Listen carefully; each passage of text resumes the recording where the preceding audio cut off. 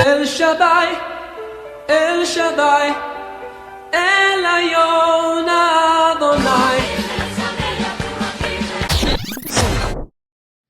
Incluso hoy estoy casi seguro que cantamos 2 o 3 canciones sin saber ni qué estábamos diciendo. Y de hecho, una de las canciones que cantamos, yo empecé a escuchar la letra y digo, no tiene ningún sentido. Esa letra no tiene sentido. Es una canción, creo que fue la segunda, que dice, eres santo, proclamamos que eres santo. La cantaron. Y todo el mundo sabe que Dios es santo, ¿para qué se lo voy a decir? ¿En qué nos ayuda a nosotros decir, proclamamos que eres santo? ¿Él es más santo porque se lo digamos? ¿Sí o no? Nosotros aprendemos algo, crecemos por decirle eso.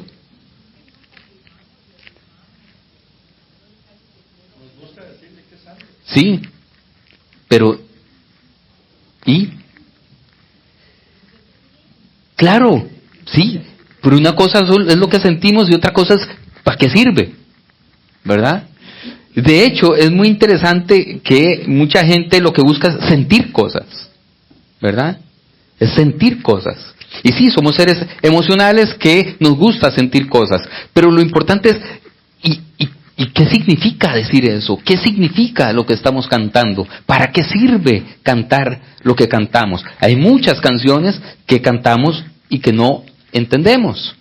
Y estamos entonces en esta serie de charlas que realmente está como que baila mucho entre, vamos a estudiar los salmos o algunos de los salmos, pero también vamos a analizar canciones que hemos cantado o durante toda la vida o cantamos últimamente acá. Y hay salmos, los salmos son muy interesantes. ¿Cuántos salmos tenemos? Ok, ahorita vamos a hablar un poco de eso. 150. Y hay diferentes tipos de salmos. Hay salmos de súplica, hay salmos de misericordia. Hay unos muy interesantes que se llaman salmos imprecatorios. ¿Alguien sabe cuáles son esos salmos? Los salmos imprecatorios.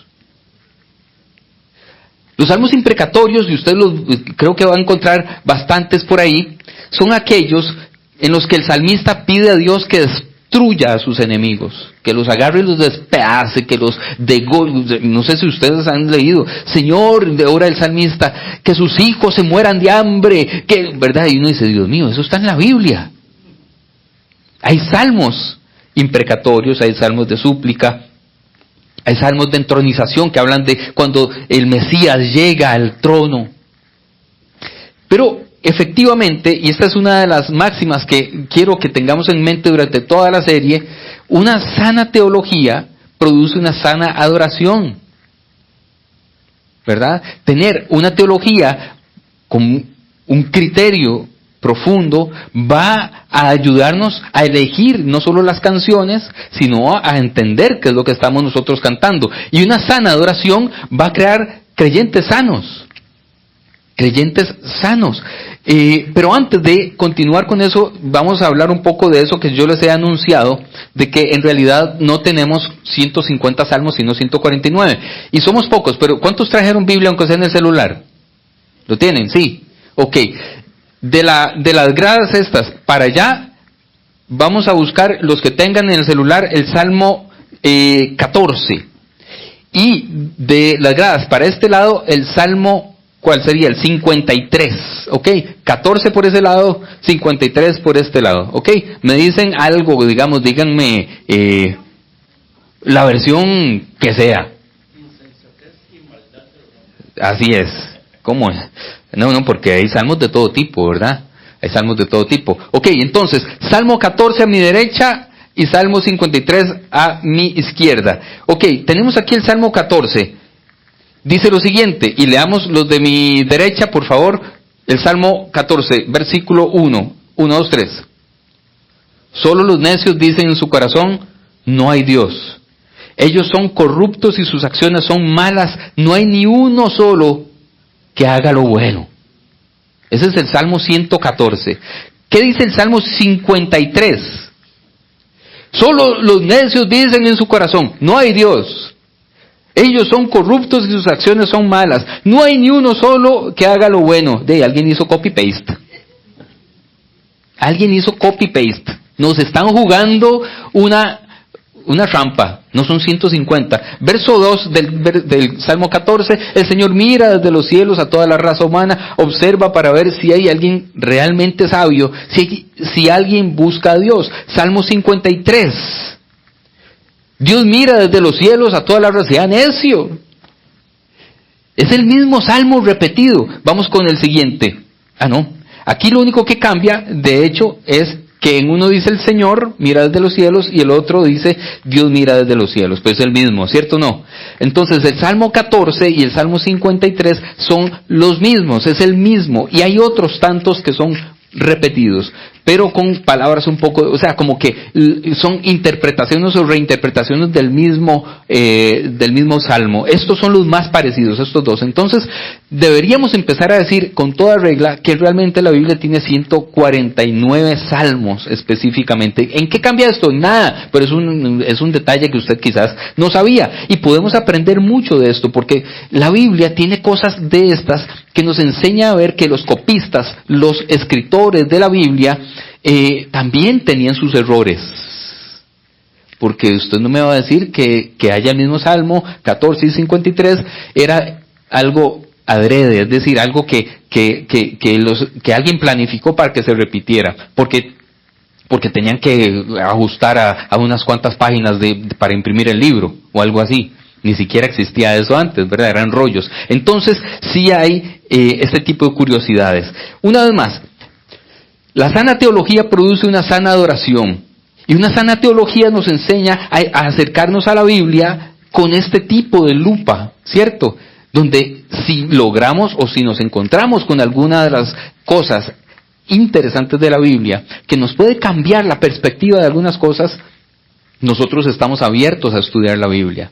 No, pero es que ¿cómo va a decir que los escritores de la Biblia se equivocan? No, hombre, es Dios ahí hablando y no sé qué. Se equivocan. Que el mensaje de Dios llega igual, pero los que escribieron, los masoretas, los que escribieron, se pueden equivocar. Una sana teología nos va a dar a entender qué tipo de adoración podemos tener. Ustedes saben que en la Reforma, durante la Reforma, los católicos decían que los protestantes nos parecíamos demasiado a los musulmanes. ¿En qué? ¿En qué nos podríamos parecer a los musulmanes? Y Lutero decía que sí, efectivamente los musulmanes estaban más acertados que los católicos. Lutero decía eso. ¿Por qué decía eso? Uno, porque tanto los musulmanes como los protestantes llevaron a la Biblia a un punto de idolatría. Los musulmanes el Corán y los protestantes los textos bíblicos. Al punto de idolatría. ¿Verdad? De que si alguien cogía la Biblia y la tiraba al suelo era un hereje. Y todavía uno siente algo raro, ¿cierto o no? Nos queda algo después de 500 años, algo aquí adentro que nos dice, eso es malísimo, Dios se va a enojar. Pero una sana teología nos dice que la Biblia está ahí para estudiarla. Nos da una buena adoración y por supuesto entonces seremos creyentes más sanos. Y yo ponía esto hoy hace 8. 1 millón de niños han dejado atrás sus vidas, sus familias, sus lugares, sus escuelas, sus calles, sus casas, por la guerra de Ucrania. ¿Cuál cristiano estaría de acuerdo en esto? Es decir, en que eso es bueno. Sea quienes sean los responsables de la guerra, usted puede tener su posición de que es que Ucrania, es que la OTAN o Rusia o lo que sea. No, ese no es el tema en este momento. ¿Cuántos estarían de acuerdo en que los niños sufran así? Nadie, ¿verdad? En su sano juicio. Un cristiano sano o una persona sana no quiere que sufran los niños, ¿cierto o no? Sean rusos o sean ucranianos. Ahora, esto fue en Francia hace 2 semanas, básicamente.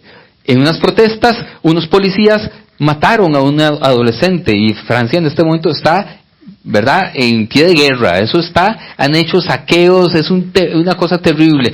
¿Cuántos estaríamos de acuerdo en que la policía mate menores de edad? Nadie. Ahora, vean qué interesante esto. En Israel tiene las cárceles de menores de edad sin juicio más grandes del mundo. Adivine quiénes están encarcelados ahí, niños y niñas. Palestinos.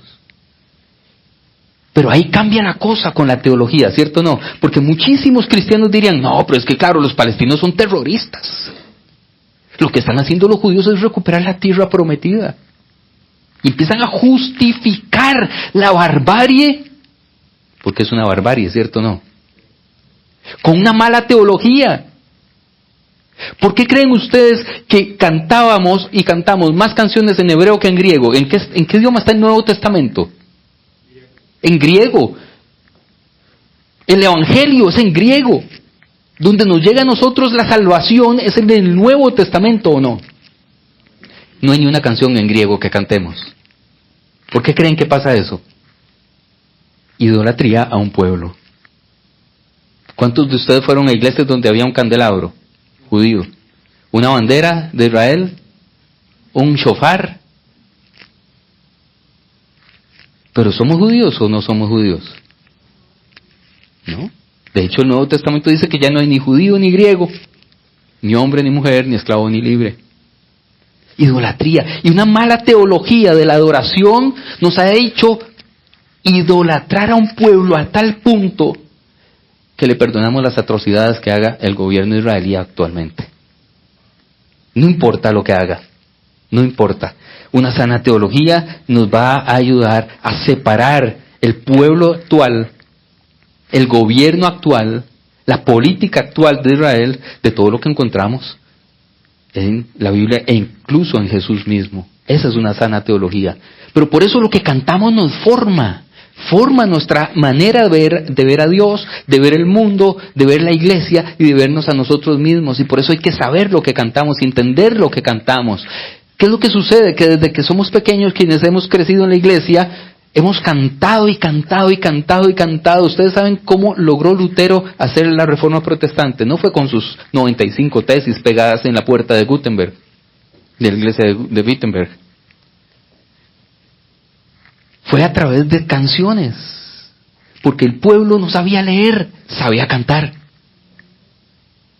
Y todas las ideas de Lutero se empezaron a mover como el fuego, a esparcir como el fuego, no porque la gente leyera las 95 frases, esas máximas 95 tesis, no eran tesis, ¿verdad?, de las que ahora hacemos en la universidad. Se imagina ahí Lutero escribiendo una noche 95 tesis. Hay gente que lleva 20 años escribiendo la primera tesis, ¿verdad? No, eran unas frases, eran máximas.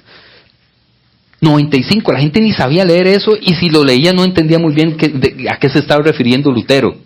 Pero la gente cantaba y formó un continente entero con una teología distinta a punta de canciones. La música es demasiado importante, es crucial. Es crucial elegirla bien y es crucial entender lo que cantamos. Así que vean este otro ejemplo. Nosotros decimos, la guerra obviamente no es parte de lo que podría pensar un cristiano. Buscamos la paz, ¿cierto o no? Un cristiano normal, sano, ¿cuál sería la actitud correcta frente a actos como estos? ¿Cuál sería la actitud correcta? ¿Cuál es la actitud correcta? Alguien que me batee. ¿Cómo? No oigo bien. Repulsión. Sí, rechazo a la guerra. Una vez más, todo lo que sucede en Israel,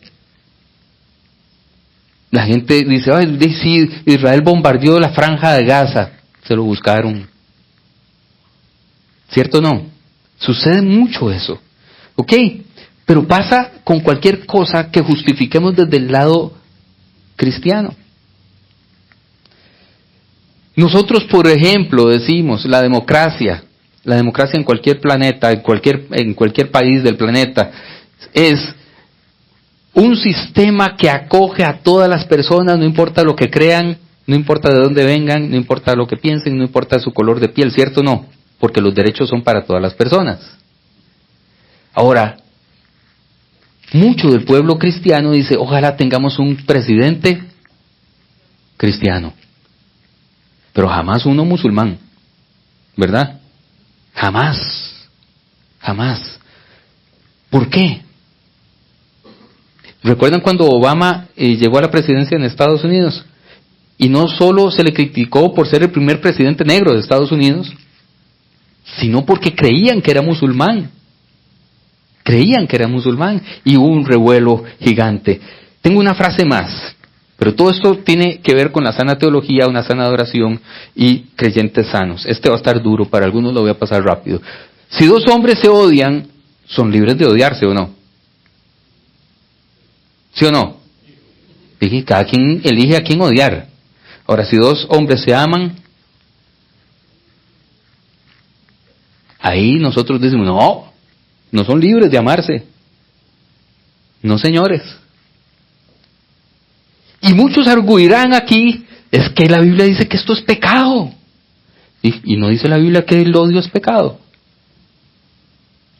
¿Cuántas veces dice la Biblia, amen a sus enemigos, ámense los unos a los otros? ¿O cuántas veces la Biblia dice, les permito odiar a los demás? Esto es pecado. Y esto lo vemos mucho más, pero lo perdonamos. Allá ellos sí se odian. Esa es una vida privada. Y les respetamos los odios, pero no respetamos los amores. Una mala teología nos hace elegir dicotómicamente entre cosas como estas. Y nos va a hacer incurrir en errores graves. Y hoy quiero, entonces, hablar del Salmo 23. Intentando llegar a una sana teología del Salmo 23 para cantar ese salmo y leerlo con más propiedad, con mayor profundidad. Y yo le pedí a Abraham que por favor me ayudara con, en vez de leerlo en la Biblia, lo vamos a cantar. Así que voy a pedirle a los músicos que se prepararon para eso, y les voy a pedir a ustedes, ya que están ahí tan cómodos, que se pongan de pie, por favor, para cantar esta canción. Creo que la hemos escuchado o la hemos cantado muchas veces. Entonces, en vez de leerlo en la Biblia, lo vamos a cantar, ¿de acuerdo? Vamos a cantar la versión, creo que es de Danilo Montero, ¿verdad? Esa para mí es la mejor, del Salmo 23 es la mejor, creo, por lo menos en mi opinión. La canónica, esa es David, el de la Biblia, le dijo a Danilo, haceme la música de esta vara, porque, ¿verdad?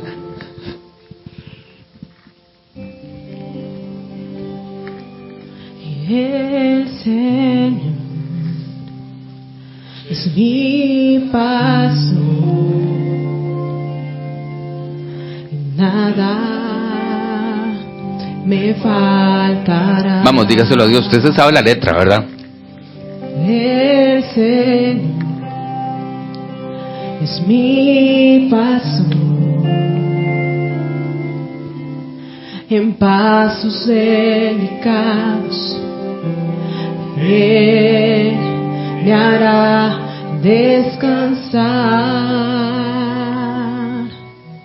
junto a aguas de reposo, me pastoreará, confortará mi alma, me guiará por sendas de justicia, por amor de su nombre.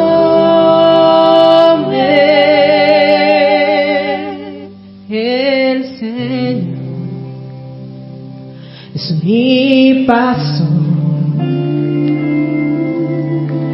y nada Sí, Señor. me faltará, nada. El Señor es mi paso, en pasos delicados Él me hará descansar junto a aguas de reposo, me pastoreará, confortará mi alma, me guiará por sendas de justicia, por amor de su nombre.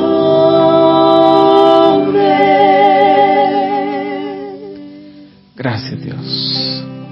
Gracias, Padre. Amén. Amén. Démosles un aplauso. Pueden sentarse.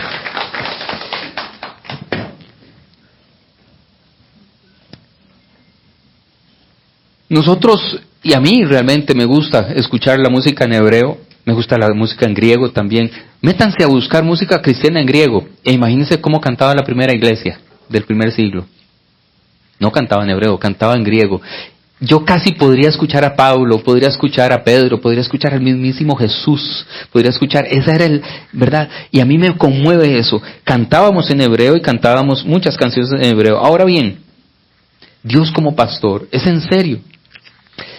David, estamos casi que haciendo una biografía del rey David y de la persona de David, incluso en su faceta no real, porque la mayor parte o muchos de los salmos fueron escritos por él o para él. Ahorita vamos a ver eso.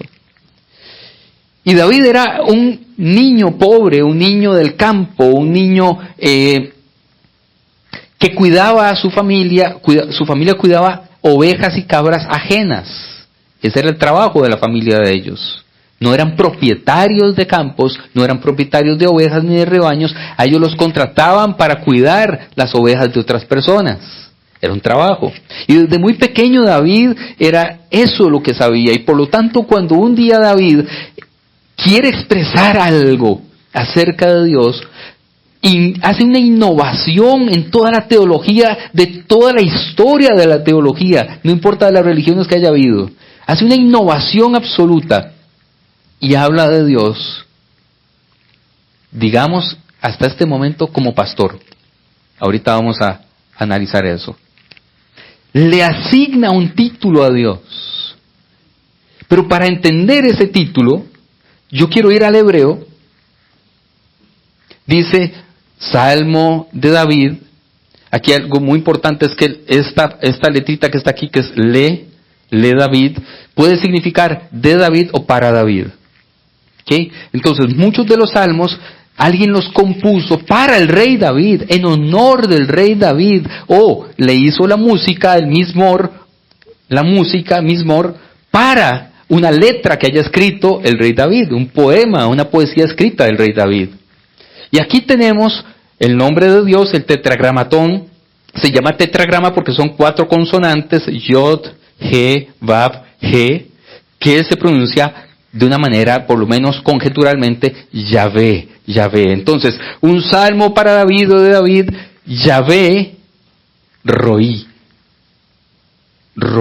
Esa es la palabra, Roí. Que se traduce en el Salmo 23 como mi pastor. Roy, conserve esto. Usted tiene un amigo que se llama Roy. Ok, para que se acuerde, Roy. Yahvé es Roy, es un nombre, Roy. Y para entender qué significa eso, tenemos que irnos a la primera vez que se pronuncia esa palabra asignada a Dios. Y entonces tenemos que irnos a Génesis. Ahora bien, solo para ponerlos en contexto, Abraham tenía una esposa que se llamaba Sarai y no podía tener hijos. Y Sarai le dice a Abraham, de ahí tenemos una criada Agar, ¿por qué no ve y acuéstate con ella, con la sierva de ella, que era egipcia? Esto es muy importante. Quizás yo pueda tener hijos por medio de ella.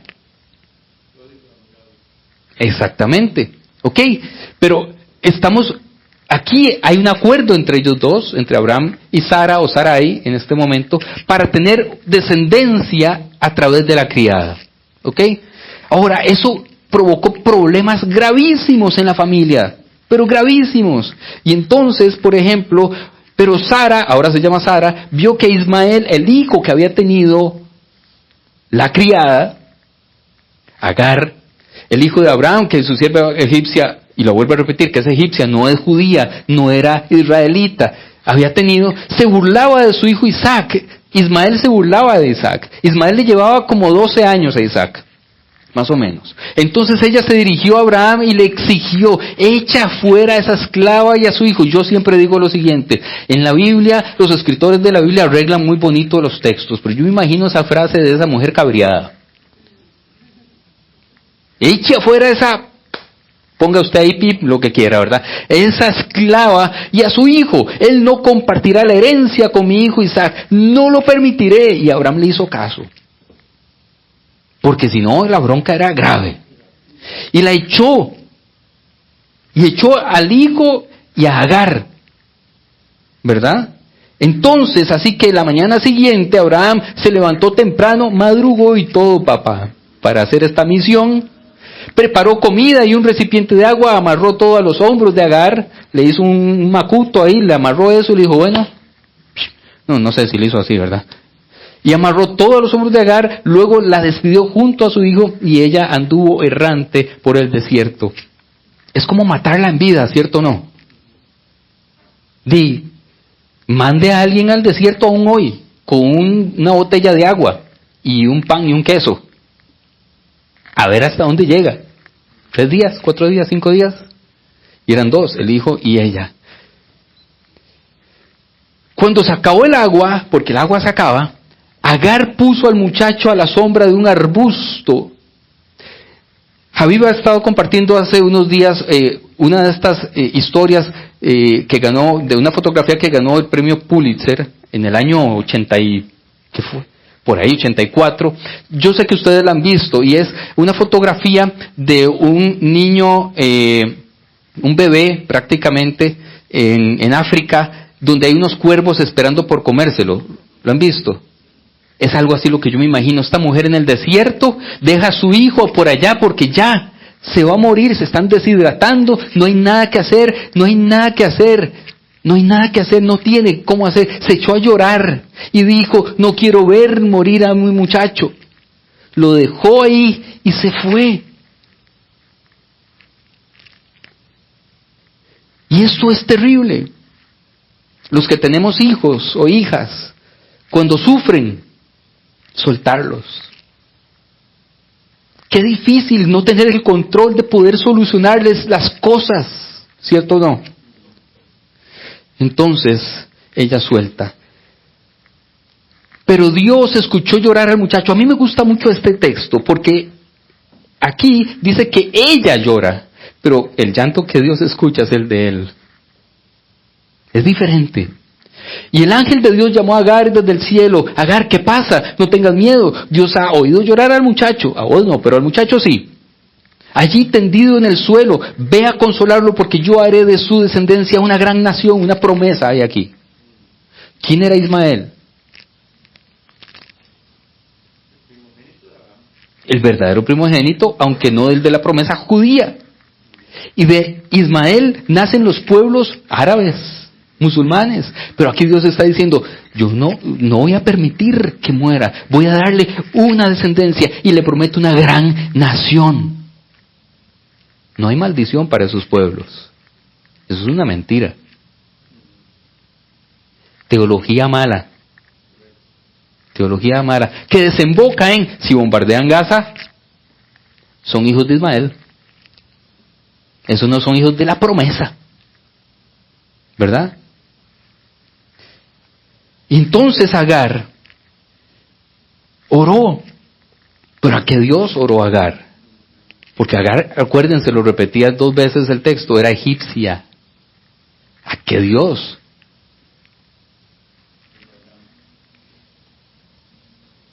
Génesis 16. Ahora estás embarazada, le dice Dios, y darás a luz un hijo, porque la echaron 2 veces. La primera fue fallida, se arrepintieron, y la segunda sí la mandaron. Lo llamarás Ismael, que significa Dios escucha, Dios oye, porque el Señor ha oído tu clamor de angustia. Dios escucha el clamor de una egipcia, no de una judía. Vean lo inclusivo que puede llegar a ser Dios desde el Antiguo Testamento si lo leemos con cuidado. Escucha la angustia de ella. Entonces ella es la primera mujer no israelita, la primera mujer en toda la Biblia que le pone nombre a Dios. que se atreve a ponerle nombre a Dios. Esto es muy importante en la teología. Es una mujer que le pone nombre a Dios. Una mujer no judía, no israelita, le pone nombre a Dios. Y ese nombre es el que usa el rey David a la hora de escribir el Salmo 23. Este es el nombre que ella le pone. Dice, a partir de entonces Agar utilizó otro nombre para referirse al Señor quien le había hablado. Ella dijo, tú eres el Dios que me ve. Eso es un nombre en hebreo, lo que pasa es que aquí lo tradujeron. También dijo, de verdad que he visto a aquel que me ve. Así que ese pozo fue llamado Beer Lahai Roi. ¿Recuerdan esta palabra? El amigo Roy, que significa pozo del viviente que me ve. El que me ve. Y esto es muy poderoso. ¿A dónde vio ese Dios a Agar y a su hijo? ¿En qué situación estaban? Agonizando en el desierto. El Dios, el viviente que me ve cuando estoy en el desierto. El viviente que me ve cuando estoy agonizando. El viviente que me ve cuando ya no tengo más opciones. El viviente que me ve cuando estoy quebrado, cuando estoy roto, cuando estoy humillado, cuando estoy sin aliento, cuando ya no he hecho más. El viviente que me ve. Me gusta que ella le ponga nombre a Dios y que diga esto, Él está vivo y me ve. Es un Dios vivo que me ve. Ahora bien, siempre, yo no sé si ustedes recuerdan la canción que cantábamos de pequeñitos que decía, cuidado tus ojitos lo que ven, cuidado tus... ¿Recuerdan esa? Y la segunda parte decía, porque en el cielo está el Señor, ¿cómo es? No, y nos mira, ¿qué decía? Que nos mira de todos lados. No, yo ya me acuerdo, yo estoy traumado. ¿Qué decía la canción? Y nos mira como amor, pero cuidado, Ese amor, cuidado. Es un amor bastante extraño, porque si usted se equivoca, ese amor, nos mira con amor, mire, se puede convertir en un castigo. Cuando ella está describiendo a Dios como el que me ve, no está pensando en un Dios de castigo. Está pensando en un Dios que llega al desierto y actúa, hace algo para cambiar la situación. Roí, Dios que me ve, el viviente que me ve. Vamos a comparar, esto es el Salmo de nuevo, ¿ok? El Salmo 23, dice Mismor le David, un salmo, una canción de David, o para David, dice Yahvé Roí. Aquí lo traducen como el pastor. Ahora bien, hace 8 días estábamos almorzando con una familia de acá que viene a la iglesia, y los hijos de ellos y los nuestros estaban jugando por ahí, y dijimos, sentémonos por aquí para estar viendo a los hijos, para no perderlos de vista. Eso es lo que hace un padre o una madre, ¿cierto o no? Para no perderlos de vista. No tanto porque soy su pastor, sino porque soy el que ve, el que cuida, el que está constantemente atento a... Ahora, si nos vamos al texto de Génesis, ella dice, esa es la misma palabra, Roí, el que me ve, Roí, el que me ve. Y si vamos, cuando describe al pozo ese, dice que había un pozo llamado, ¿cómo dice que se llama? Lahai Roí. Recuerden que se lee de aquí para allá en el hebreo, ¿verdad?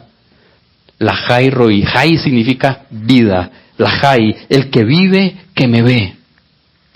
Entonces, cambia mucho. No es un pastor. Y mucho menos un pastor como era David, que era el que cuidaba ovejas ajenas, cabras ajenas. Es el Dios que nos ve, que nos cuida, que nos atiende. Lahai Roí, el viviente que me ve en el desierto. Cuando estoy perdido, cuando estoy quebrantado, cuando estoy roto. Lahai Roí, el que me ve. No es mi pastor, es el que me ve. Es distinto. Cuando Agar está poniéndole este nombre a Dios, ella no está pensando en un pastor de ovejas, está pensando en un viviente, en un ser vivo mucho más grande que ella, que la está viendo en toda situación, y entonces cambia el momento trágico de la muerte de su hijo. ¿A dónde la lleva entonces? ¿A dónde nos lleva ese Dios que nos ve? en el desierto. Nos ve en el desierto, pero nos lleva a verdes praderas o pastos y aguas de reposo. Y aquí hay algo que me llama mucho la atención, ¿verdad? Porque ¿a qué equivale pradera y a qué equivale agua? La pradera equivale evidentemente a provisión, ¿cierto o no? A comida. ¿Y el agua a qué equivale? A salud. Salud. Ese viviente que nos ve ya está comprometido a darnos provisión y a darnos salud. Y a darnos salud. Es lo que está expresando el salmista. Y hay algo más que me llama la atención a este punto del Salmo.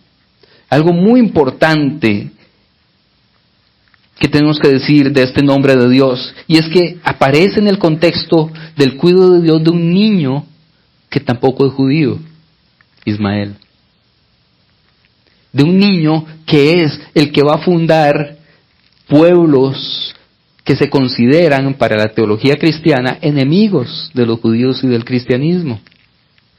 Pero aparece en el Salmo 23, que es el salmo más querido que tenemos. Ese Dios que salva la vida de Ismael es el Dios el cual proclama en el Salmo 23 que nos está viendo, nos ve, nos cuida. Vean esto.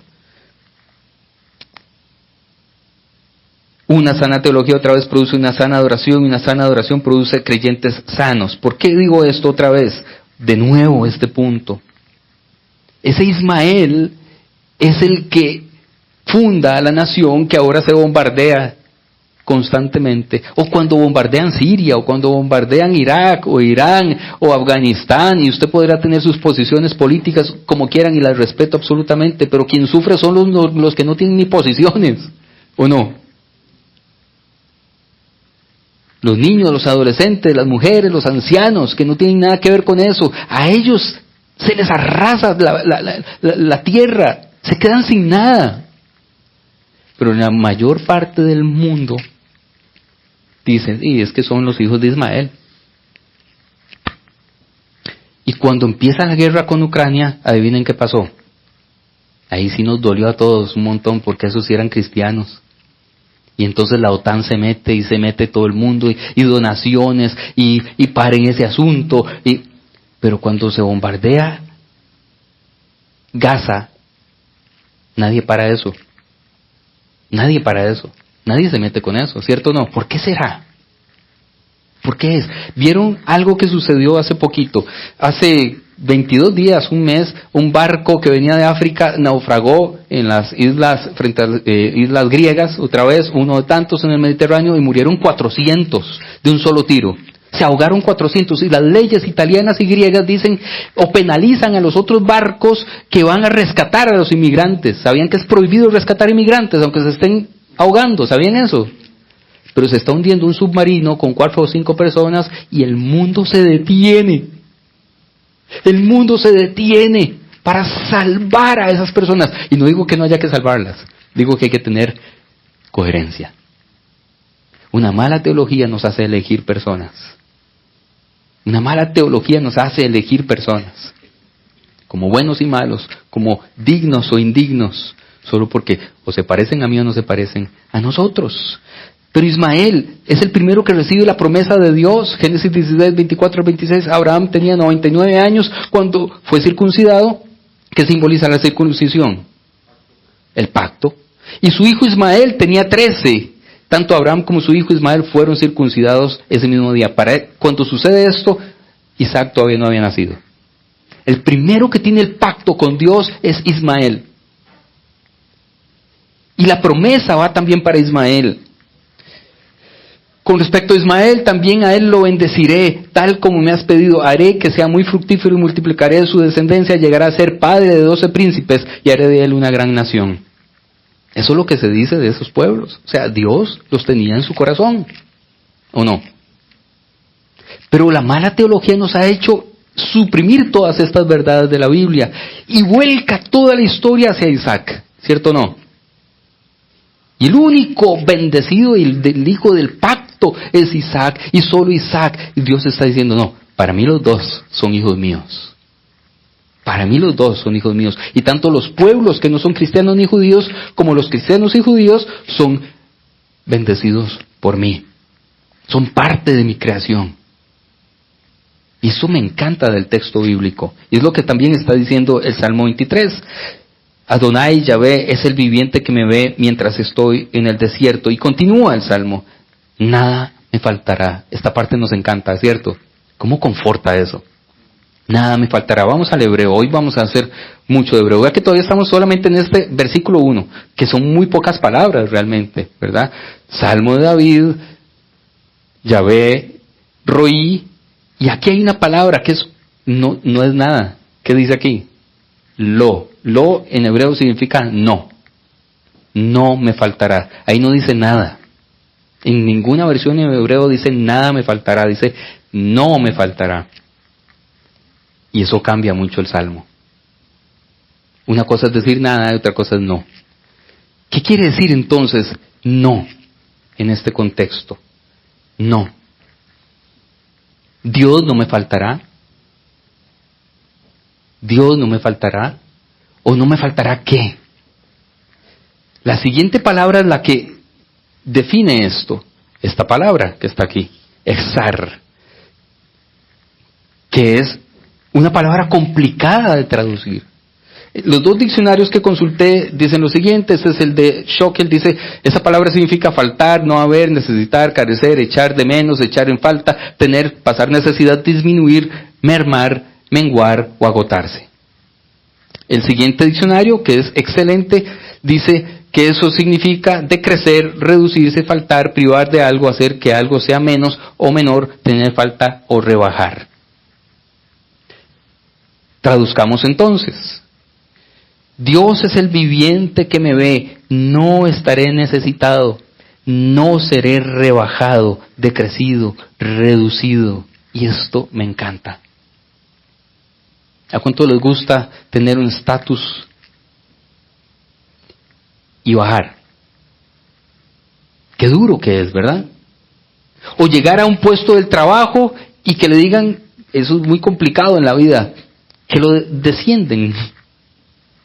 Porque hubo ¿cómo se llama? Un reacomodo, una reestructuración y ahora usted se va a encargar de esta cosa. Usted siente que le bajaron el piso. A nadie le gusta que le bajen el piso. En ninguna circunstancia, ¿cierto? El Salmo lo que está diciendo es, ese viviente que me ve, el Roí, no permitirá que estemos necesitados o necesitadas. Y no permitirá que seamos rebajados, decrecidos, reducidos en nuestro honor, en nuestra dignidad, en nuestros alcances como personas. Eso me encanta a mí. Porque cuando hacemos el énfasis en el nada, todo se vuelve material. Nada me faltará, no me faltará comida, casa, carro, gasolina, viajes, vacaciones, nada me faltará. Sí, pero usted puede faltarle todo eso, pero el Señor se encargará que no esté necesitando nada y que al mismo tiempo usted tenga la misma dignidad. No será rebajado. No importa lo que se mueva en su vida, no importa cómo se mueva el piso en su vida, Dios no va a permitir que usted sea rebajado, rebajada. No sé si me estoy explicando en este punto. Uno puede tener cambios en la vida. Uno puede y podrá haber momentos de la vida en que pierde cosas, en que cambia de empleo, en que pierde el empleo, en que tiene que reacomodarse, pero Dios se encarga de que en primer lugar no le falte y en segundo lugar usted no sea rebajado como persona. Y esto me encanta a mí, me hace sentir seguro también. Y una vez que Dios o el salmista analiza, o más bien nos exponen esta faceta de Dios como sanador, como proveedor, como alguien que nos dignifica, alguien que nos cuida, el Salmo cambia totalmente, cambia absolutamente. Y ahora ya no es un pastor o el que me ve, sino un anfitrión.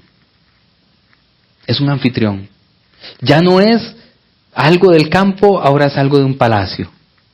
Y el Salmo dice lo siguiente: me preparas un banquete en presencia de mis enemigos, me honras ungiendo mi cabeza con aceite, mi copa se desborda de bendiciones. Ya no estamos en el desierto, ya no estamos necesitando, ya no estamos en riesgo, y ahora que Él actuó en nuestra vida y cambió las circunstancias de nuestra vida, entonces prepara un banquete y nos invita a su palacio. Y hay algo muy interesante acá que a mí me llama la atención. Ojo lo que dice esto, porque uno desearía, y hay salmos ahí que también lo desearían, que Dios elimine a los enemigos. El salmo dice que no los va a eliminar. No se haga ilusiones. No se va a volar a nadie. Pero sí nos va a aderezar un banquete de abundancia frente a ellos. A mí me gusta más esa. No sé usted, pero a mí me gusta más aquel que me jodió la vida, aquel que se encargó de hacernos sufrir, aquel que nos, ¿verdad?, nos hizo daño, nos hizo mal. No, Dios, tranquilo, manténlo vivo, pero mostrarle cuán bendecidos estamos en este momento. Aderezas o preparas un banquete en presencia de mis enemigos.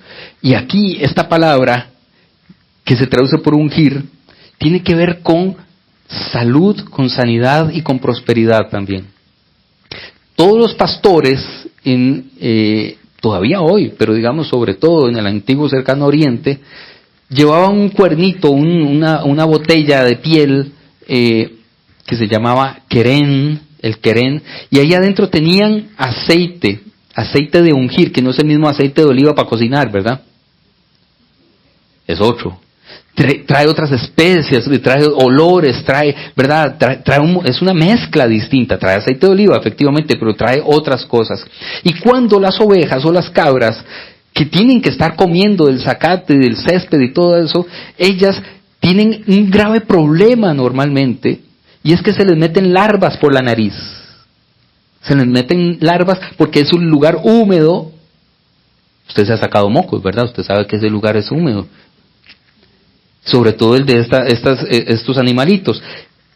Comen, se les meten larvas, y las larvas ponen sus huevos ahí y crecen ahí, y entonces de repente esos huevitos y las ¿cómo se llama? Y las larvas que crecen ahí se van al cerebro de las ovejas, o suben y las enferman. Y por eso a veces uno ve cabras locas que están golpeándose la cabeza constantemente con lo que encuentran, ovejas locas también que están golpeándose desesperadas porque no tienen la manera de sacarse eso de ahí.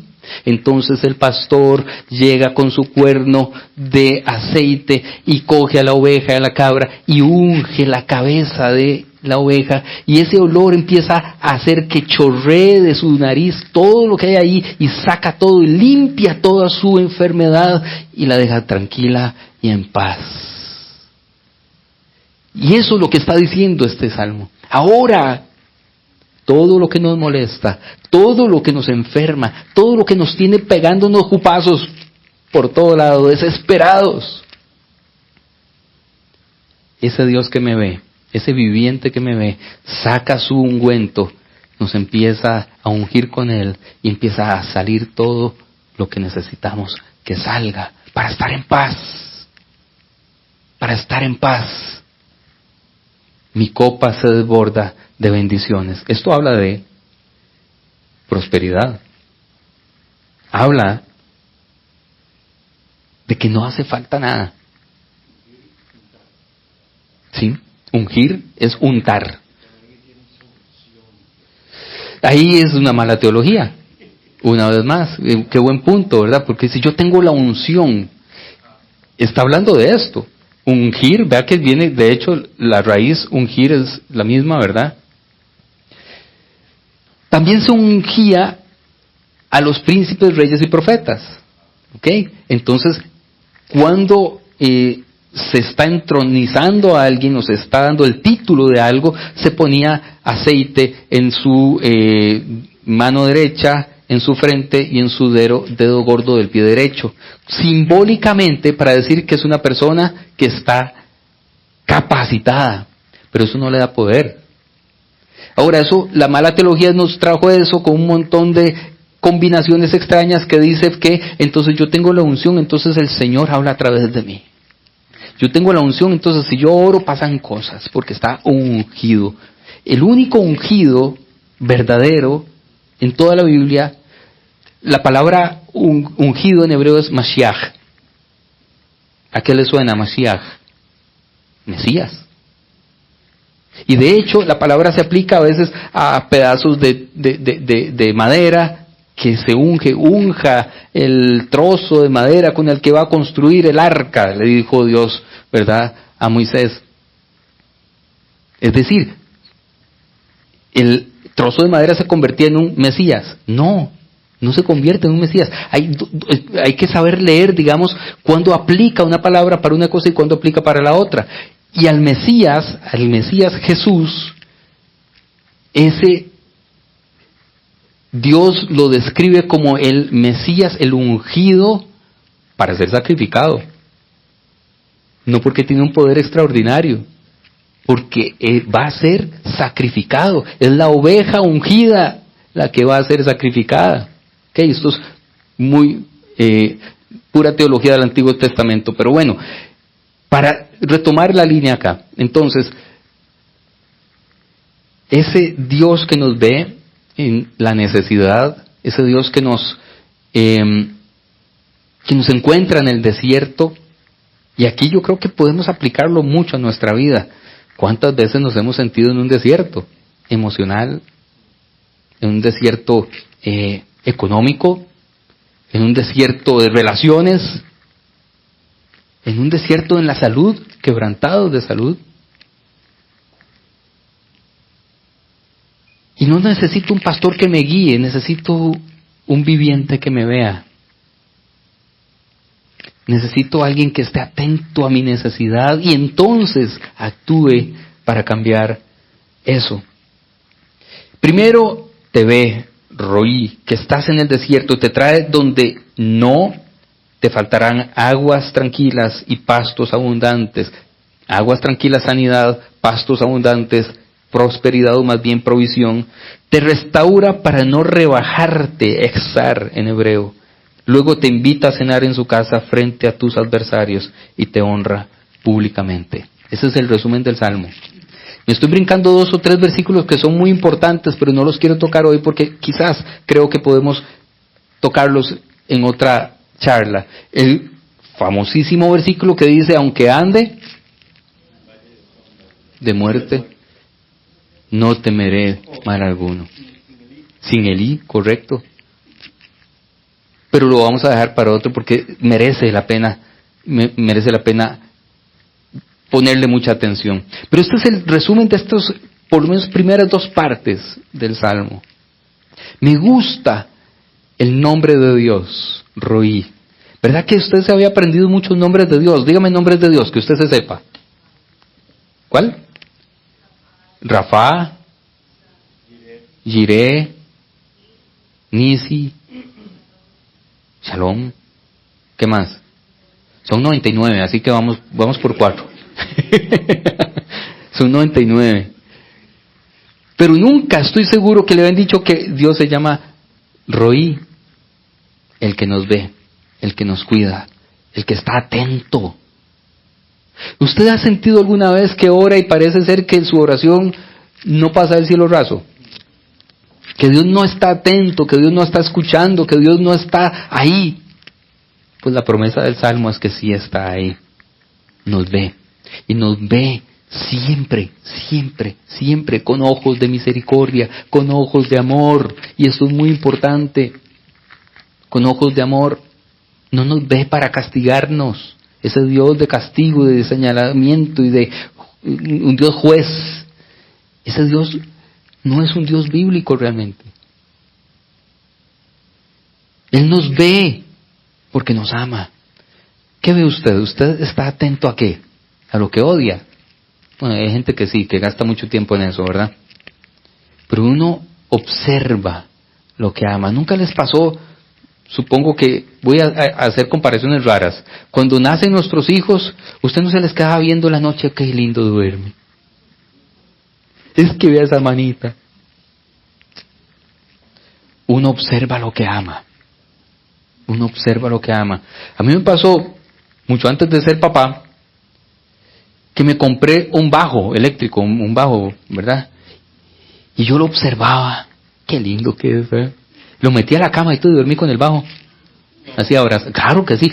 Dígame los músicos si no han hecho eso. ¿Dónde están los músicos? Por ahí tienen que andar. Así es, así es. Y yo agarraba y tocaba las cuerdillas y toda la cosa. Una relación. El Señor me perdonó ya de eso. Pero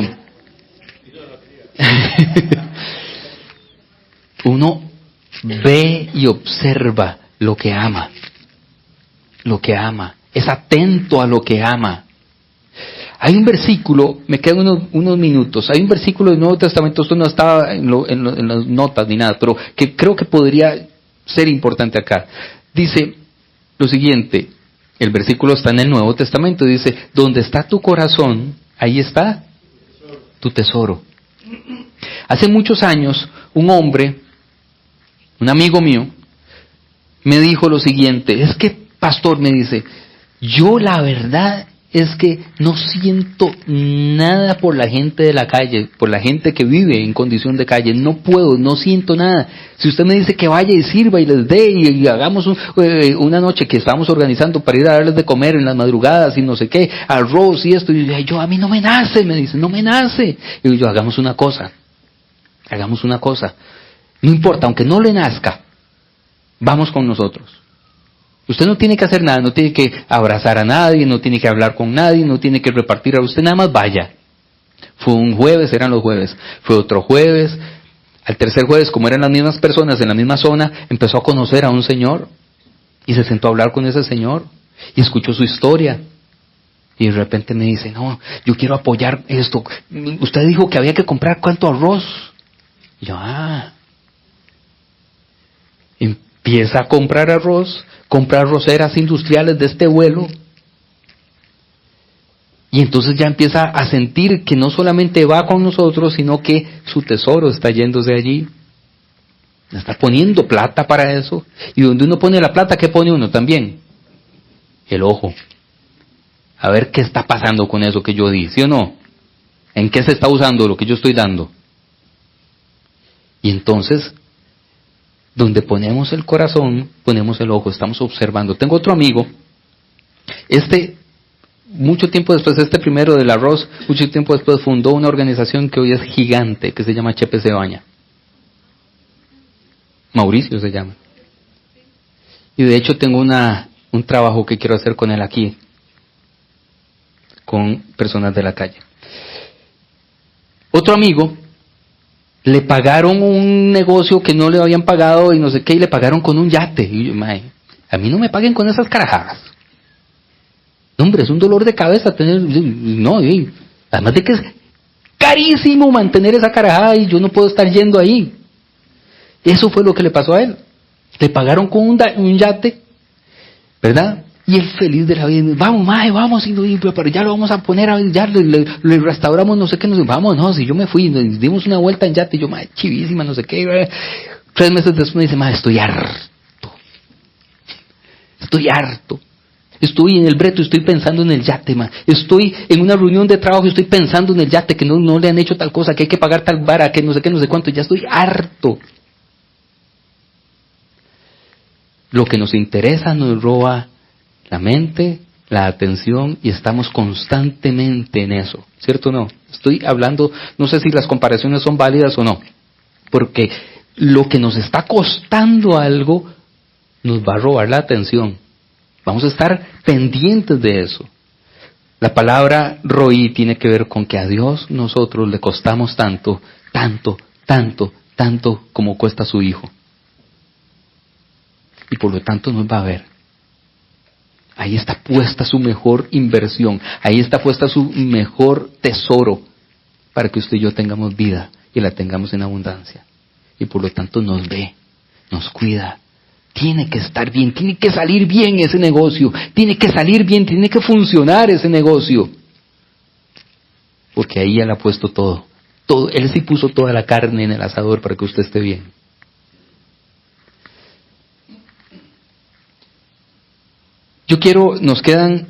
Son las 12 en punto, nos quedan 5 minutos o algo así. Y yo quería hoy dejar esto como así y escuchar un par de opiniones, y quería hacer una charla como simplemente de análisis del texto bíblico, pero escucharlos a ustedes.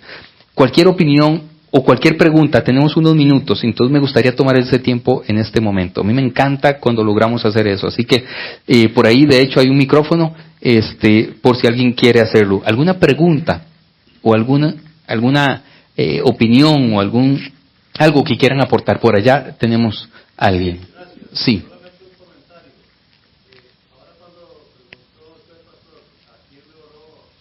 Uh-huh.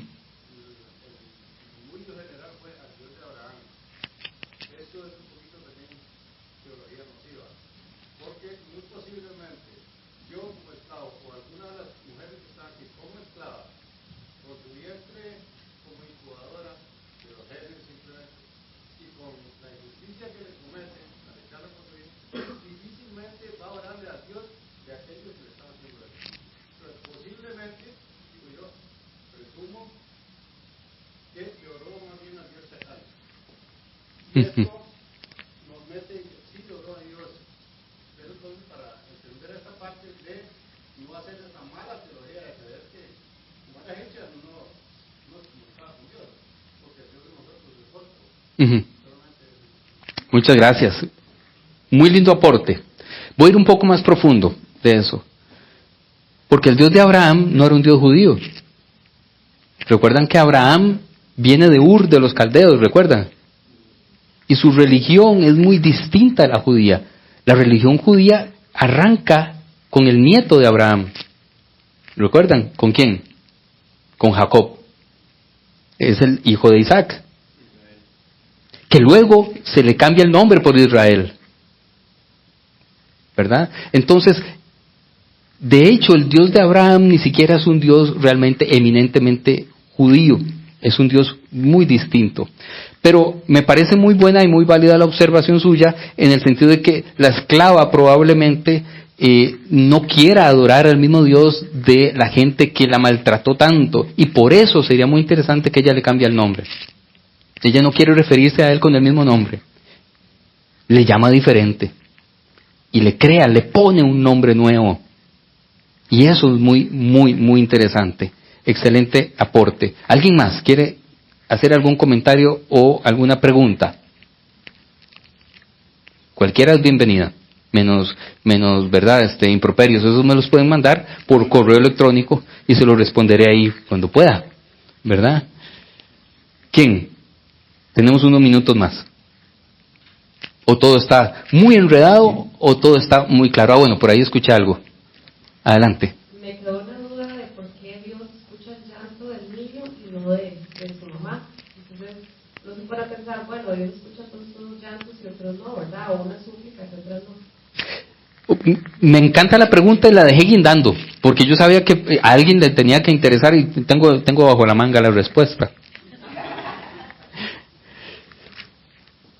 Cuando usted, o cuando los que tenemos hijos, vemos sufrir a nuestro hijo, ¿quién quiere que se cure primero, el hijo o uno?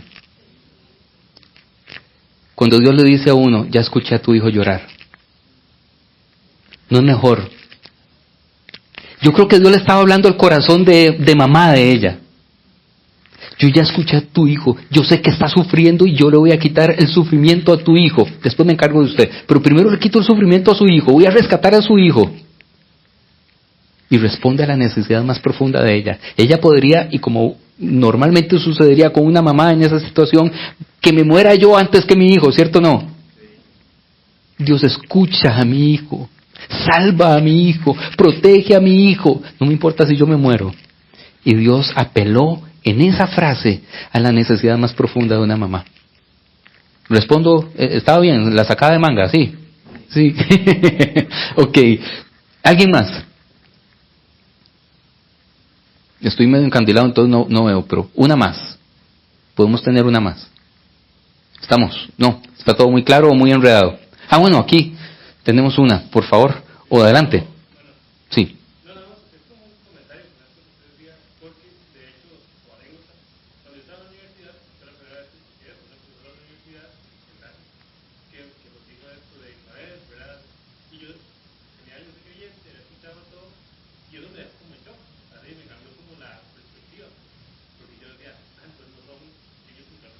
Uh-huh. Uh-huh. Y estos cambios realmente como la perspectiva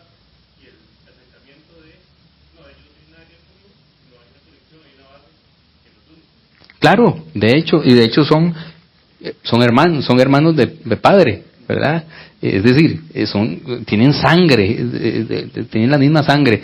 Y hay una frase que se usa mucho, de un salmo, por cierto, que dice: bendeciré a quienes te bendigan y maldeciré a quienes te maldigan. Está 2 veces en el Antiguo Testamento. ¿Recuerdan esa frase? Sí. Que se usa muchísimo. Entonces, cuando alguien osa criticar a Israel, atacar a Israel, hablar lo que sea, dicen: ahí está, Dios va a maldecir a quienes maldigan a Israel. No, son toque. El texto bíblico nunca menciona a Israel. El texto no menciona a Israel allí. Habla de Abraham. Bendeciré a quienes bendigan a Abraham y maldeciré a quienes maldigan a Abraham. Pero es que Abraham es el padre de 3 religiones.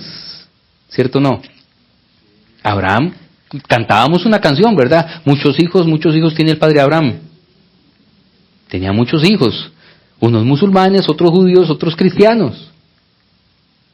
El que bendiga esas 3 religiones, es decir, el que no haga guerra entre esas 3 religiones, Dios lo bendice.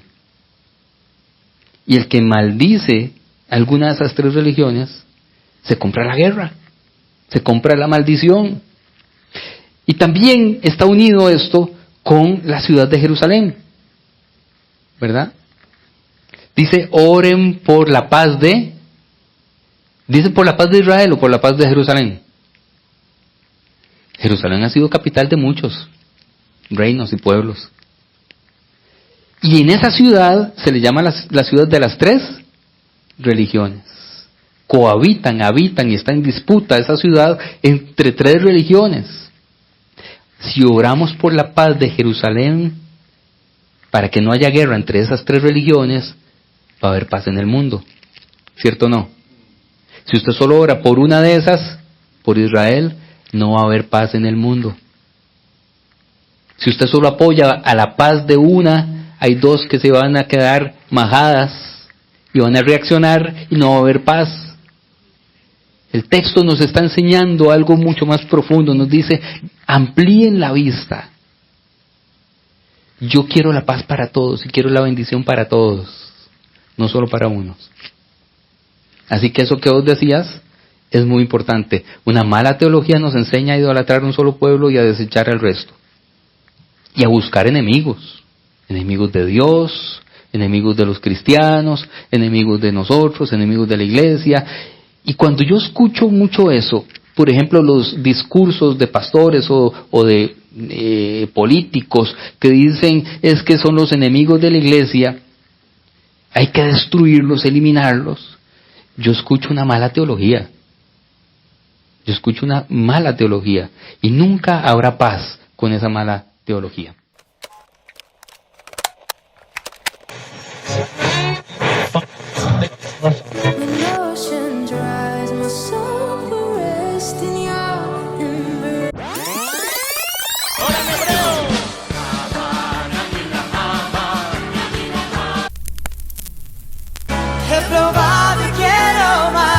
El Shaddai, El Shaddai.